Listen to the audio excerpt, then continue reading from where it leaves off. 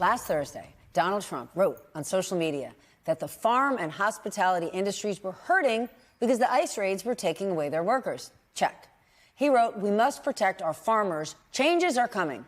The very next day, Friday, reports came out that the administration would mostly pause raids at workplaces in the agricultural industry, at hotels and restaurants. But that pause was very short-lived. By Monday, news broke that the Trump team was reversing the reversal and that those raids would, in fact, continue.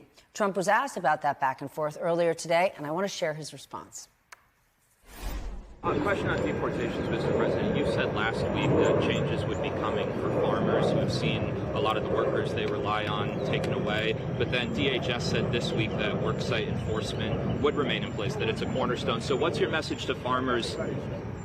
We got to get the bad people out of here first, and we're doing that. We're taking them out by the thousands. The bad people out. And let me just be clear. We have not heard from one big business, one small business, one farm that said they just experienced a raid, lost workers, and a whole slew of Americans showed up and said, I would like to pick those strawberries tomorrow or tar that roof in Florida. None. The White House whiplash is exposing some real cracks, though, within Trump's inner circle and maybe even his base. All right, Mark, does this come down to a clash between the pro-business wing of Trump's base or even this administration, and then the immigration hardliners? Oh, it does for sure. Absolutely. I mean, the problem here is that that Stephen Miller and company have drawn up a plan where they have to deport 3,000 people per day to meet the 1 million mark that they had for the first year to deport 1 million people. Well, the notion is, as Trump was saying, well, we just want to get the bad guys out. Well, there just aren't that many bad guys out there. Just like we just want to cut $2 trillion from the budget, and, you know, there's waste, fraud, and abuse, and lo and behold, there wasn't that much. Yeah, and lo and behold, there are people who are fundamental to the farm and agricultural economy. Like you said, nobody else is showing up for those jobs. No. So there's going to be a real uprising in the ag community. I think there already is. Okay, but the thing is, immigration has been a core issue for many, many years for Trump. So part of me is like, why is he having this back and forth? Is it because, much like the tariffs, Trump's worldview isn't rooted in fact? It gets back to what we said about Iran, is that Donald Trump is ignorant. Donald Trump plays to people's emotions without taking the time and patience to educate himself about reality and about how the economy actually functions.